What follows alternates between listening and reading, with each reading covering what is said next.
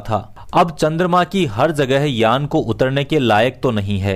वहां बड़े बड़े गड्ढे और ऊबड़ खाबड़ धरातल से टकराकर यान क्रैश भी हो सकता है। यह ऐसी सिचुएशन आ गई थी कि दोनों एस्ट्रोनॉट्स के पसीने छूटने लगे थे, क्योंकि यहां उन्हें पृथ्वी से हेल्प नहीं मिल सकती थी।